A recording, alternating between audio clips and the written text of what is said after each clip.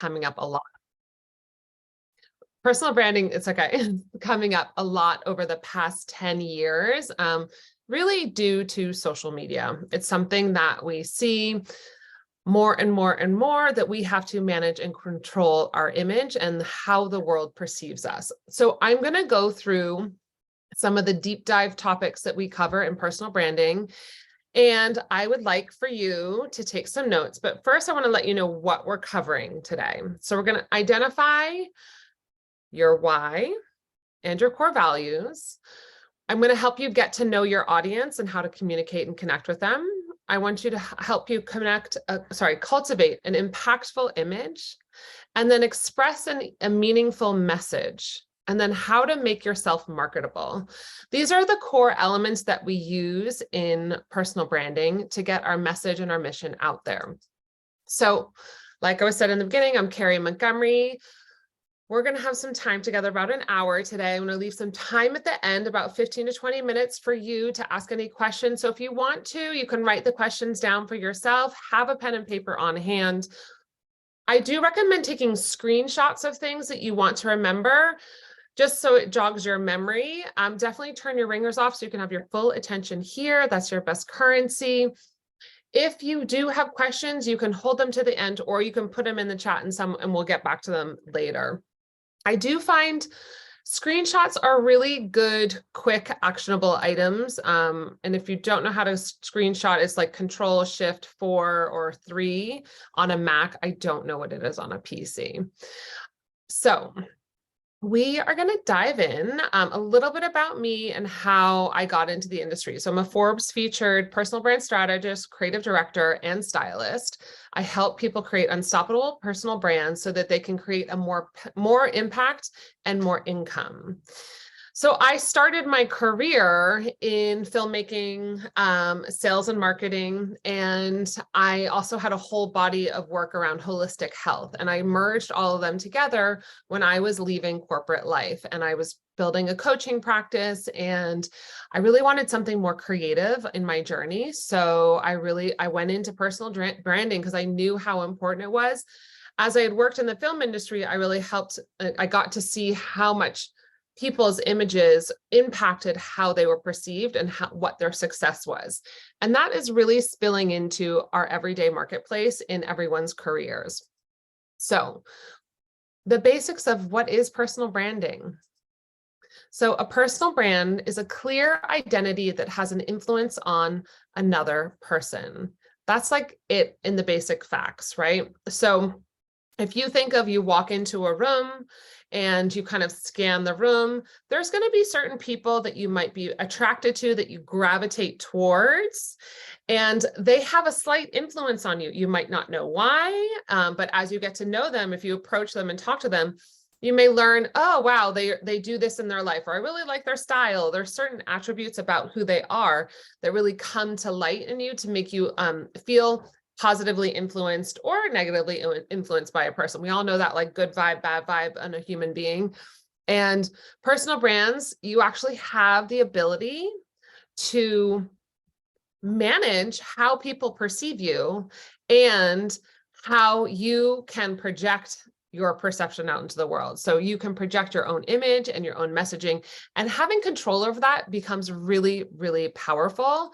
And it creates something called autonomy. And autonomy is really about you having choice and agency around what you're doing on a daily basis. And when we all have high demanding careers and we have a lot of things to meet from our employers, our bosses, for our customers, it depends, we're all managing some sort of book of business and some sort of client, if it's an internal or an external client, that you have to take the lead in how you act and respond to situations.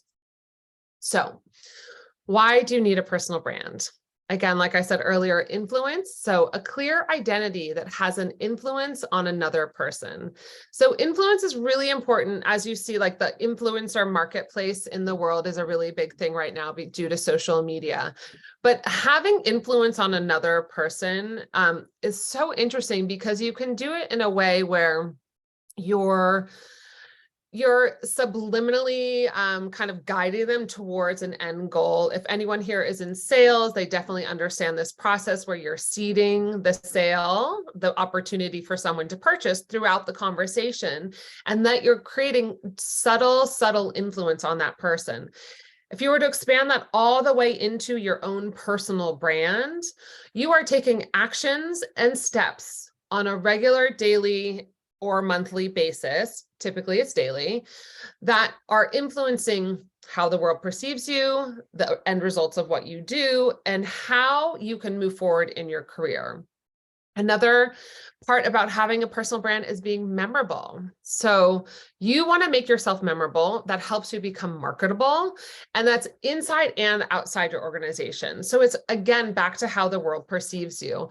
This will help increase profit and deepen relationships. And so remember how, God, it must have been like in the 80s when it was like location was like the key to any success in business. And that's just not true in the internet area. It is relationship. And so the more skills you have to deepen relationships, the more memorable you are and the more impact you can make. So, and then lastly, another reason why you need a personal brand is to create credibility. So I don't know how often you like meet a new person or you hear about a person and you Google them. And it's very easy to do now. And it's very easy to be misinformed about someone if the wrong information gets out there. So larger brands, larger personal, sorry, I was just reading a note. Okay. Larger personal brands really like need to manage what gets out into the world about them. Even on a smaller scale, we all need to manage what gets out into the world. You know, like there's that era, like the college era, where people are posting about them on social media and what they did at night or something like that, one of their nights out. And that's could potentially negatively influence their career down the road, because that's trackable media throughout the history of time. And those things can just kind of roll out and be very hard to retract back. So to build credibility, you want to stand out of the crowd, and it can lead to great opportunities, and it builds trust. And that's what creates credibility, because you have this consistent impact and image in the world that's coming across that is saying the same message over and over again. It's very hard. There's a saying called "a confused mind never buys." And so that even works in relationships. People have a hard time trusting people when the messaging and what they're feeling from another person is not consistent and clear. So some of the goals for today are to get clarity. So to take steps and communicate your personal brand more clearly, and to learn parameters to start to cultivate your career development so you can come into alignment with your personal brand and your career, so your job, the things that you do on a daily basis, and then your ultimate like end goal. Like, what is that you want to be? Do you want to be a VP? Do you want to be a manager? Where does that land on your scale of goals and desires? And then lastly, action. Nothing happens without action. So this is to set out steps for you to take action towards your goals and your growth. And we're going to go through the 5 points that I showed you at the beginning so that you can kind of get an idea of what the outline is for personal branding. And I'm going to have you write down on your own notes where you need to take action really clearly and where you feel like you need room for improvement, and write down any questions that you have along the way so that we can go deeper into that towards the end. So the bottom line is income, growth, and impact. These are tools to help you deepen into your career so that you can have more impact in the marketplace, so you can grow into what you desire to be, and so you can make more money and help your company make more money. So first one is we're going to identify your why and your core values. Okay. So I call this the value tree. And knowing what your why is, why you do the work you do, is so important. So you have the personal why, that's like the why you get up every day. and the professional why, and that's like how you serve your company and why you work for your company. So I'll give you an example. So why do you do the work you do? So I work for myself, and I chose to do that because I had a multi-phase career working for other people, and I had a health condition. And so I really needed to be able to work from home when my health, this was pre-pandemic. I've been doing this for about 10 years and working from home really for 15 years. But I really needed to be able to manage my own health from home so that I could continue to earn money. And I truly love image and branding. I think it's a really powerful way for people to transform themselves and the world around them. And we can authentically manage that narrative about who we are. We don't have to lie and pretend that we're someone that we're not. We can actually truly come forward and say, this is who I am, and these are my values, and this is why. So this is why you do your business or why you are working. It could be that you have 3 children and you need to get them out the door, and this job gives you that like flexibility where you don't have to show up till 10 and you can leave at 6. Or maybe it's that, you get flexible hours so that you can take care of your children the way you do. Or maybe it's that it's just giving you an opportunity to go to gain some skills for yourself so you can take another step. Or maybe you're in the perfect role at the right time. So what chose you? So knowing your core stories, these will seed in to future steps in this presentation. So really just trying to write down like what your core story is about what inspired you to choose your work. So me, it was my health, right? I had to make a decision so that I could work from home and learn how to navigate my career in a different way. Another what compelling impact have you made? So I have worked with personal brands globally, and I've helped them create 6 to 7 figure launches. So they are earning far more than they ever thought that they could. And I'm doing that through the story they tell and how their image shows up online. So I will manage and produce their photo shoots and really elevate them into that next level so that they can make more income and impact. So as you work for a company, this is why for your professional life of like, why do you work for the company you work for? So where is that alignment for you, and how do they make impact? So knowing what your company does and how they make impact. So what is the company's USP, unique selling proposition? So if they are very service driven and they are really working to make the customer the most happy, then that's going to be their USP. It could be quality service and delivery, or it's quality service and efficiency. I'm pretty sure that your organization will have some ground rules of why, of the kind of impact they make. And I would love for you to write down, why do you work for that company? What is important to you, and how are you aligned with their why for being out there in the world? Aligning your mission and their mission can be really impactful when you're talking to people and telling stories. So find those stories that you have where how and why you became an employee of your company. And there's always those chance stories where you're like, oh, I met Joe, and then Joe and I decided to go for a drink. And then Joe told me that he knew this woman, Jennifer, that was looking for to hire someone. And there's this very unique connection chain of how we organically can reach other people.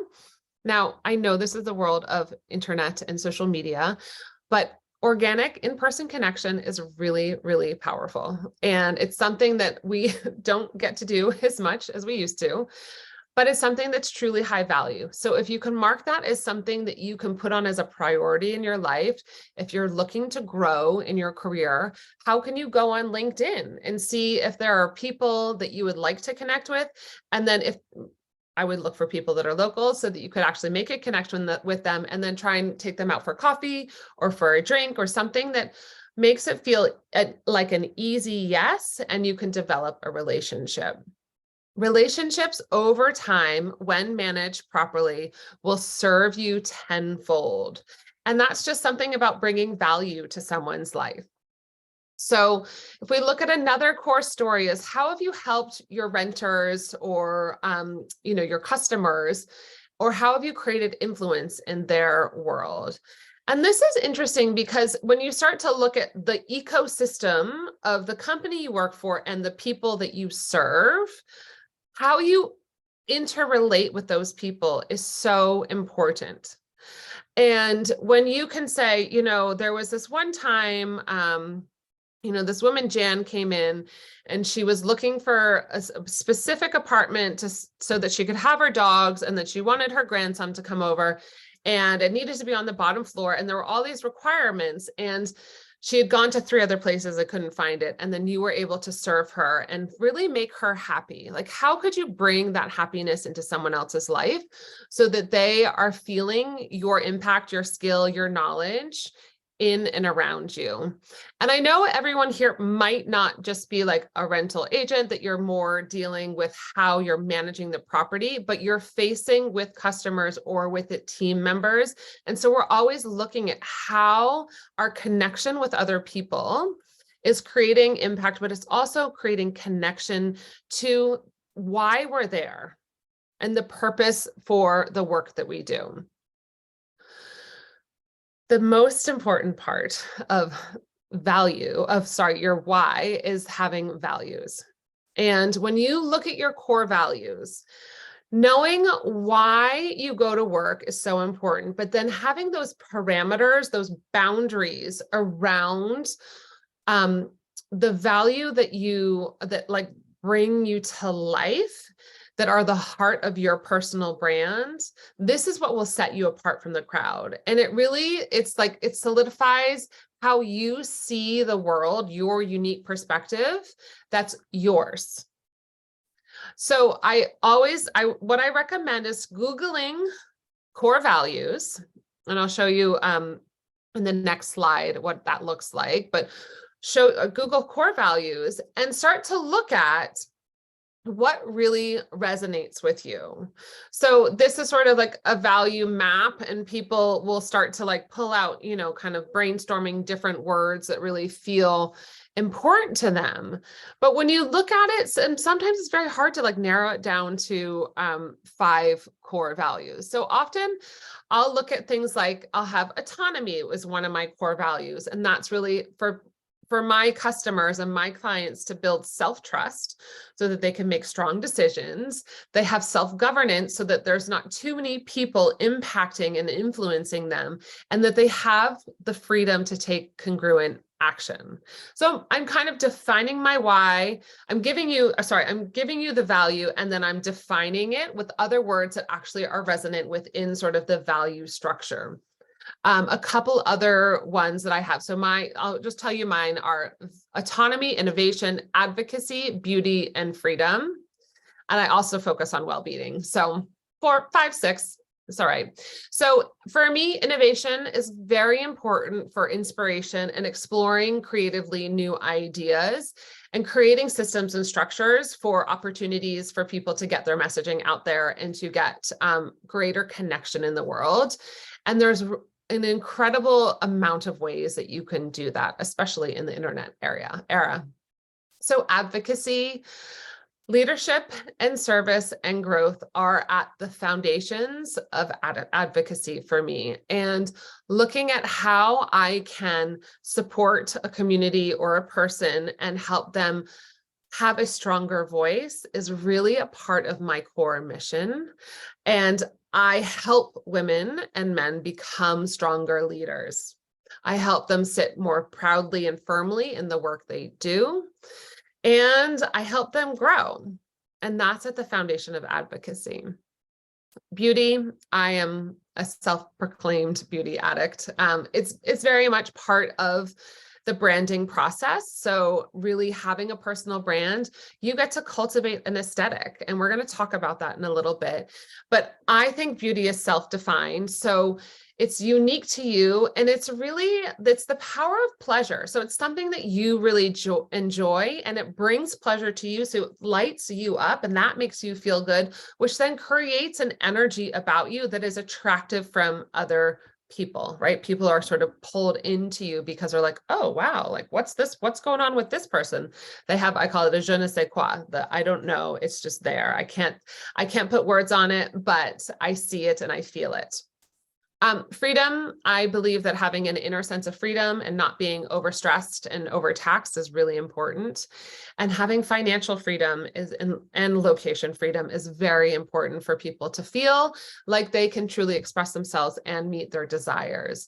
So you can see how these core values kind of tell a whole entire story and what guides my career and how it impacts my customers and clients. Okay. Lastly, what are your goals? So when we look at your why and your values, all of a sudden we kind of get this story, and it's going to help you say like, okay, if this is where I'm at in my career right now, where do I want to go? What is that path that I want to take? And it might not be a really clear path. It might be like this, and that's totally cool. Life is definitely not linear. So when you start to look at your career goals, is it that you want to have a promotion in the next year or two? Is it that you want to become, a senior manager? What is it that is really going to give you that, like, I'm going to say kick in your step or inspiration on a daily to take action? So goals are the foundation of your personal brand, because they really will help you make decisions of saying yes to something or no to something. They help you create boundaries. And there's nothing more important than boundaries when it comes to your time and energy, and knowing how much to give and when to pull back and say, you know what, I need to just sort of fix this for me now. And then I can redirect and focus in even more powerfully moving forward. So again, these goals always evolve. You can revisit them over time, but the research shows that the more people actually write their goals down and have time to follow through and like revisit those goals, more often than not, they actually meet those goals. So you want clarity, alignment, and action. Nothing happens without clarity.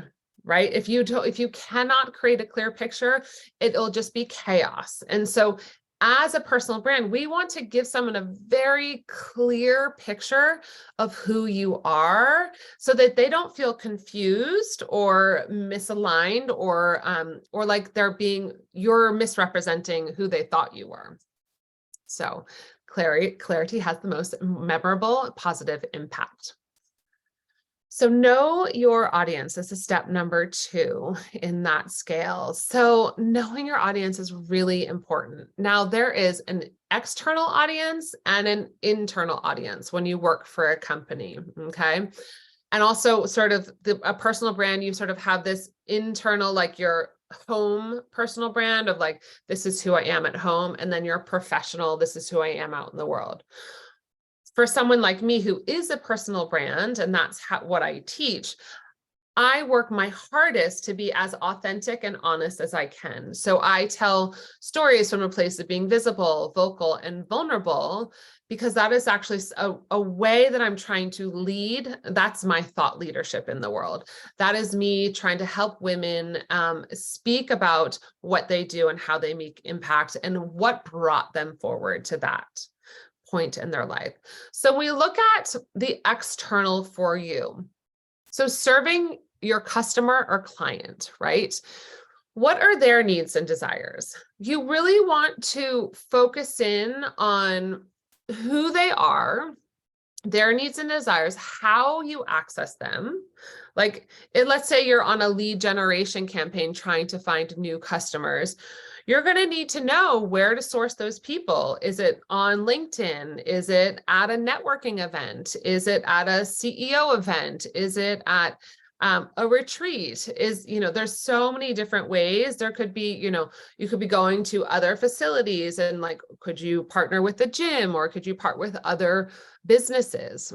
And really looking at who that person is and how to access them. And then what service do you provide for them?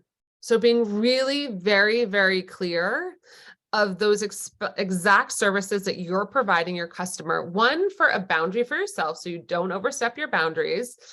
Two, so they know what to come to you for. And so the more consistent we are with our language, the easier it is to come back to you with clarity and saying, oh, yes, I know what you do. I can continue on. Yes, I can go down this path to deepen our relationship.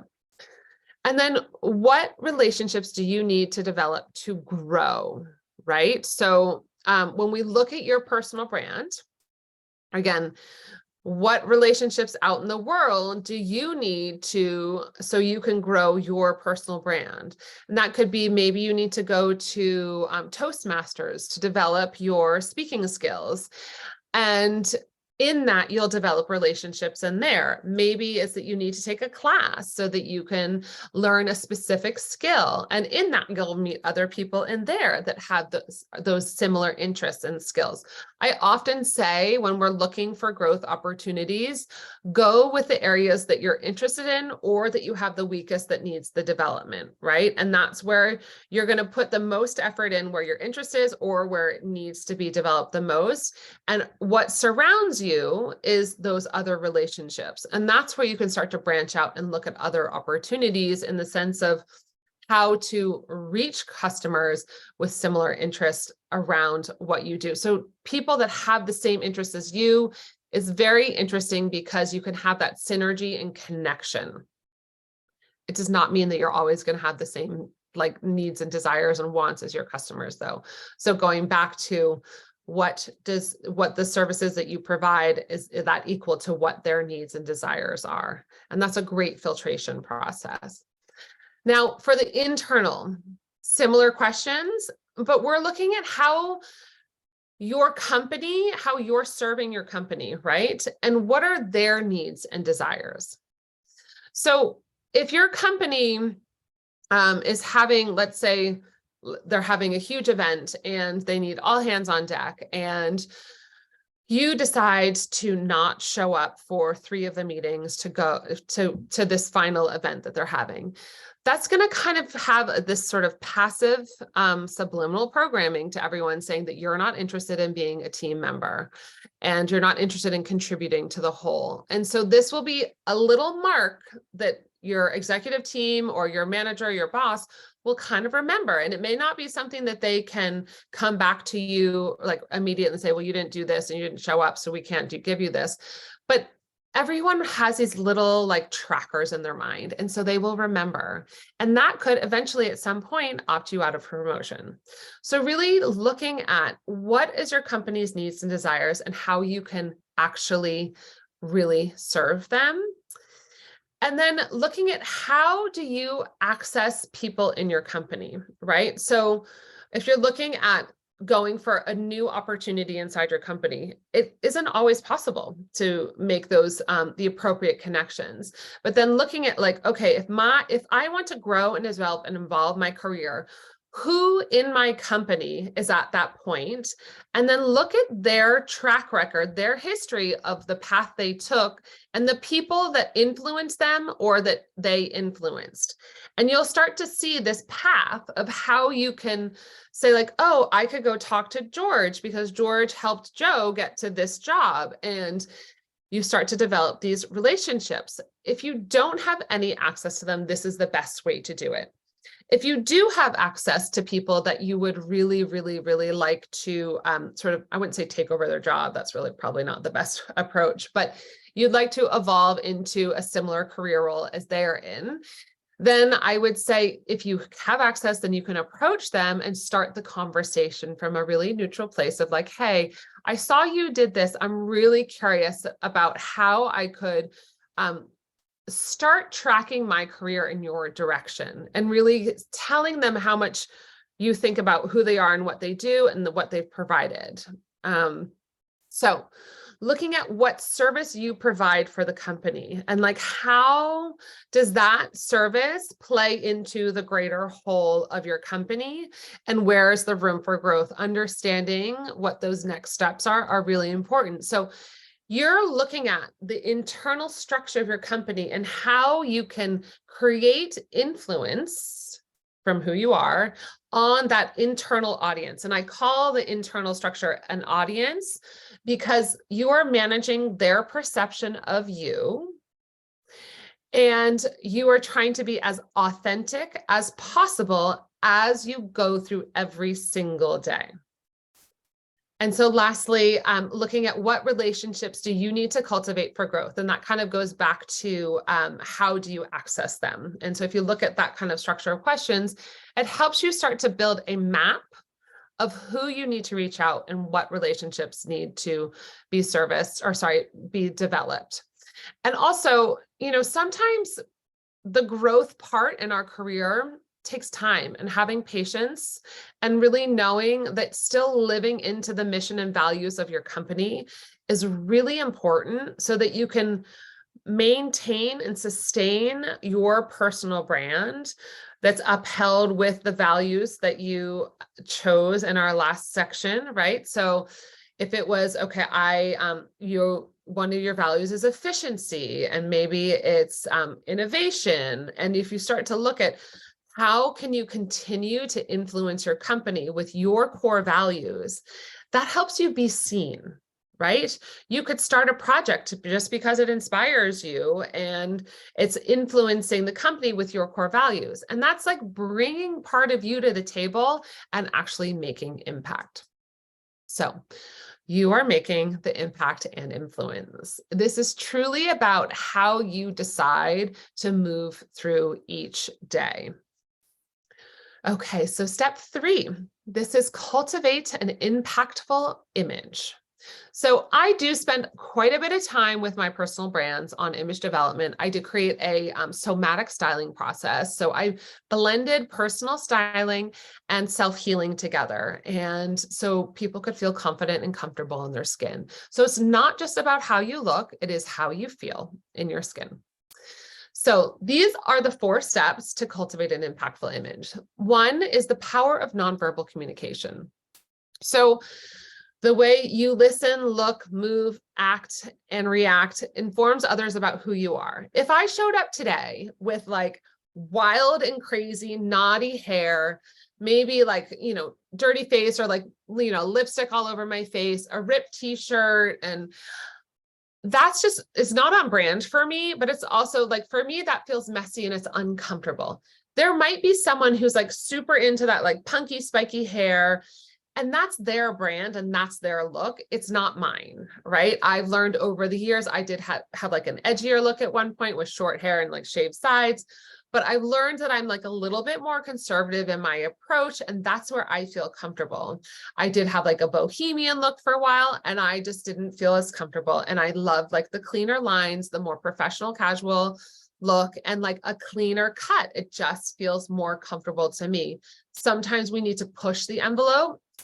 Often that might not be at the office to push the envelope, unless you're like, you have an edgier workplace. That is something that you can play with. And as I say edgier, you will know what I mean if your office is a little bit edgier, because it's in the professional environment, it's not as common to have, as I would say, a super edgier look. So we also look at your internal image.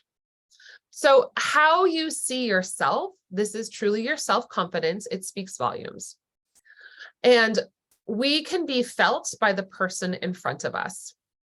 And if we have this lack of self-confidence, low self-esteem, which many people do, and if you do, you're not alone. I am literally a recovering low self-esteem person. I've worked years on it. I literally felt so uncomfortable in my skin that I had to work very, very hard on it. I could kind of bypass it because I had a performance background, but then on the back end, I would sort of crash down. And so it was very exhausting for me. So I had to work on my internal image so that I could cultivate more balance and not have my work be so draining for me. When I was in my sales career, I had to have a 12-week sales plan, and I had to do 8 sales calls a day in person. And it was pretty exhausting, and I would have to prepare all these different sales presentations. And so I mean, the company prepared them, but I had to like learn them, and there was 300 products. And so they're all science-based. It was pretty tricky. And I'd have to say that giving those presentations over and over and over and over again really helped my internal self-image, my self-confidence, because I was able to not make it such a big deal and overcome that and just produce and perform and produce and perform. And over time, I did get to work myself out of that sort of insecurity, if you will. And often when someone has like high self-esteem, they're going to be more outgoing. They're going to be more engaging with other people. They're going to be more curious. They're going to be more effective in the workplace. And so really looking at if that's an area that you need to work on, right? Is that something that impacts how effective and efficient you are in your day? And there's nothing wrong with that. I know our society does sort of look down on like people that are emotional or have emotions, but it's part of being a human. And so it is okay to go seek support if you need some support around how you feel about how you look or how you feel internally. Another part of having an impactful image is to mirror your company's values. So respect and align with your organization. So this is kind of going back to step one here of the power of nonverbal communication. So if you are working for a conservative company that has a dress code, so let's say, it's a business casual dress code, and like you can only wear jeans on a Friday or on a specific jean day, let's say, and you start to break those rules over and over and over again, that's actually subconsciously saying like, I don't respect you and I'm not in alignment with you. And that is just one step in the act of rebellion inside your company, right? And so just understanding companies have a huge investment in their structure and in every single employee. And it is an honor to be hired by a company. So when you start to align with how your company wants you to show up, there's a certain ease and efficiency that you can move through your day because you're not fighting the system. And when you're not fighting the system, you can actually be more present to do your work. And so this is sort of like the rebel role can kind of go take a back seat for a little while, because the role that you truly want to be focusing on is your growth and how you step into that next role inside your organization or inside your career. And lastly, to have your own unique flair. So it's really important to be memorable. It is truly something that we want to make impact, and to make impact, you need to be memorable. So think back of celebrities and, the looks that they've created, like Madonna, she's memorable. I mean, she's also like an icon, but if you look at how some huge, I'd say entertainers have influenced the world. I play this game, actually, I'm a little sidebar. I play this game on Instagram, and there's tons of videos like these dancers that just dance to all these different tunes. And I will go through their feed and I will not play the songs, and I will try and guess who they're dancing to. My favorite one is Michael Jackson, when I know that I can always nail the Michael Jackson dance. But it's just an action of like, you can see how impactful someone's personal brand is just by the way someone is moving.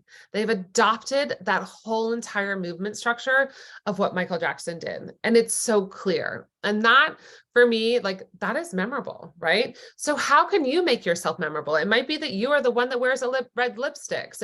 I'm like the tall blonde, right? That's just sort of, I've always had that. I'm 5'10", and that sort of makes me memorable. I'm also sort of a fashion icon. And so I continuously am always like remembered for the clothing that I wear. So those are little details. It could be like you like to wear certain shoes, or you have a kind of handbag, little details. You might have like a signature pen, tiny details. That's your unique flair, just to think about. So make yourself memorable. Okay, so express a meaningful message. So what we say in the world, like it's really important. And It's really about how we create connection with the renter or the prospect. So you need to learn about them first. And this is a mistake that happens a lot with salespeople, is that they can kind of talk over their customer and not take in the information about who they're actually talking to. So in my sales training, we always talked about like getting as much detail, and like it's sort of like a friendly interview when you're talking to a customer or a prospect and you're saying like, okay, you want to learn about them. Like, how many children do they have? Do they have grandchildren? Or like, where are they in their career? What are their favorite activities? Just kind of get to know like what the use and function of them moving into a home would be. And then deepen the connection with the company. So you want to talk about your why and your values. They are so powerful, and how those sort of interlace with your customer and your company, right? And like you pull all of these stories and details together to simplify it into, a succinct 1 or 2 sentences, but that becomes sort of your little signature statement that you can kind of say within each conversation with prospects or renters. This allows you to kind of hang your hat on something that feels so familiar to you, and it's premeditated, right? It's something that you've thought through, but it's also very specific on who you are, and it's also in alignment with your company. And again, mirror your company values, so respect and align with your organization. I can't say this enough. Following and integrating the company's values with the whole entire sort of customer experience is so important. My customer experience training comes from Ritz-Carlton. And I sold some property for them. And so we had to go deep into their sales training and their corporate training. And it was really fascinating to learn how they integrate a lot of their values with their customers and within their employees. And autonomy was a huge one. And it's part of the reason why autonomy is one of my values in my company today. So really like taking that independent action. They have a rule that anyone in the organization inside a hotel, if they see it fit, they have a spending limit, a budget that they could provide a thank you or a need for a customer. So let's say something happened to a customer and the maid wanted to, bring flowers. They were able to go ahead and just do that because they had autonomy to make those kind of decisions. It creates very empowered employees. And so when you really start to respect and align with your organization, you can start to feel there's a certain amount of agency and autonomy that you will gain. And so being able to speak to that messaging of your company is really important also. And then lastly, like, you are a product. So sell yourself and your product. Like, it is about you sharing it with the world. But this is really important. Regardless if you work just on the inside of the company, not customer facing, how you're perceived and how you speak and connect with other people is so important. And understanding the big picture vision and sort of where you fit on that, and then how you can pull things together to make, I'm going to say, more impact again, right? To create more synergy, to create more energy with inside the company. Because when you can sell yourself, then there's a sense of ease as that comes off of your tongue, right? And there's a sense of comfort for you. And so if you were to take all 4 of these bullet points here and really look at how you can incorporate this with your own story, your company story, and learning about the customer, you are going to make such impact in your career. Okay, so make your stories memorable. This is really important, really, really important to do. Bringing your stories back to the cause is so creates connection and synergy, and really you're trying to relate with the customer or the person like internally in your company that you're speaking with. Okay, lastly, this is where we cash in here. So make yourself marketable. Okay, so look, consistency is like the queen of all things. So consistently cultivate a clear identity. This is really, really, really important. Whoops, I forgot to change this learn about them first. So consistently cultivate a clear identity is really about you going out there and showing over and over and over again that you are the same person through and through and through.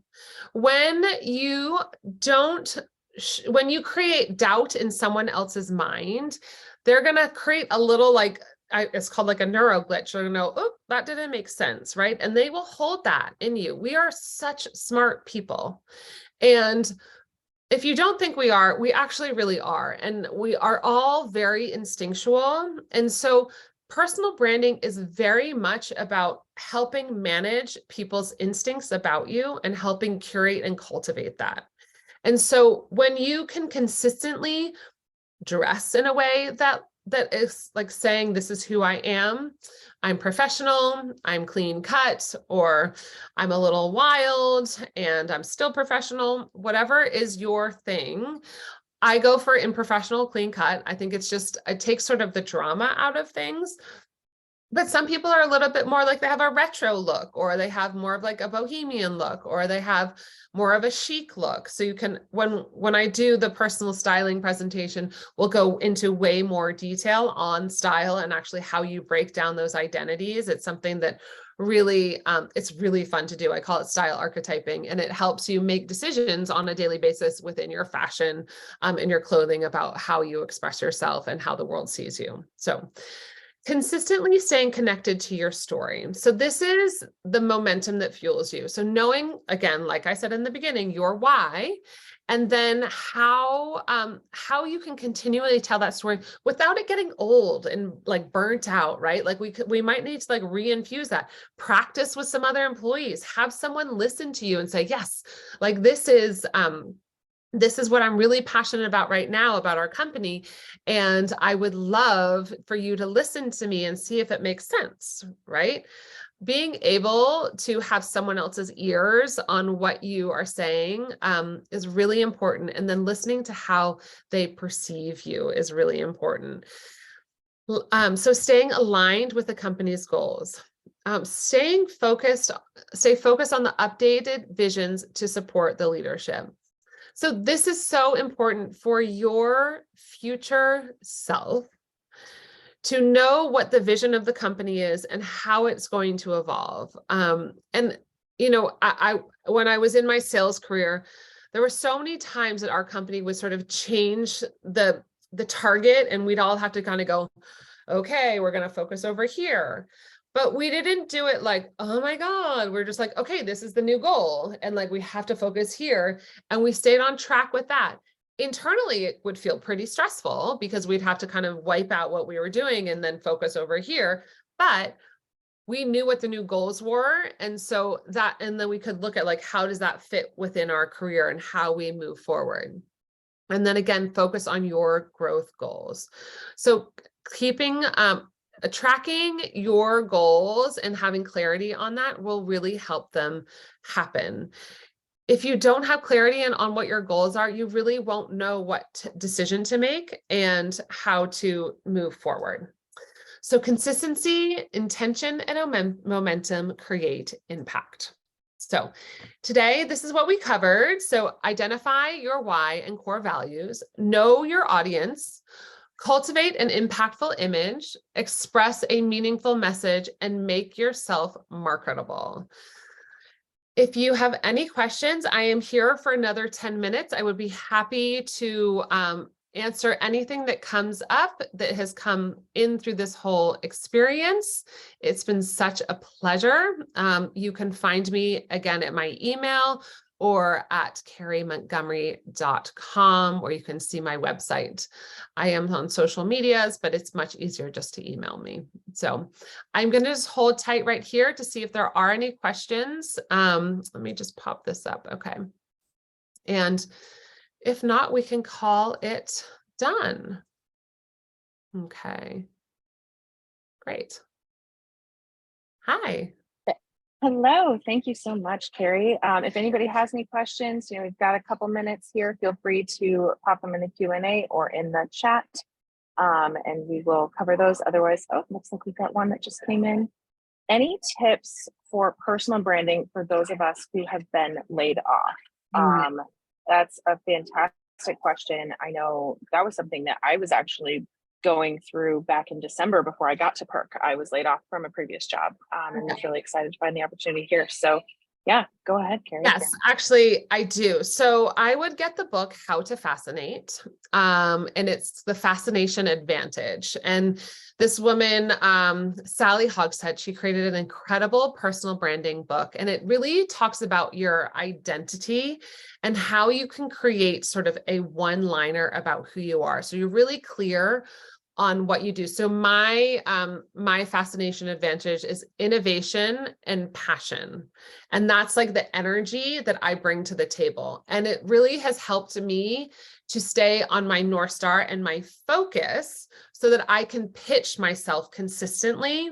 I think her test is like $50 or something. I know that might be a little bit expensive, but it's money well spent because it keeps your focus on what you can bring to the table. And then that is something that you can consistently, as you go out to look for jobs, you can use that statement. So, and then again, cultivating your image in a way that is aligned with the company that you're looking at. Yeah. Yeah, great answer. Definitely excited to check out that book.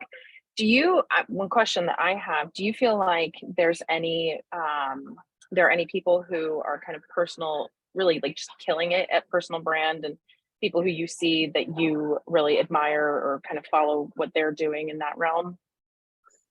Like that have a great personal brand or Yeah, yeah. okay.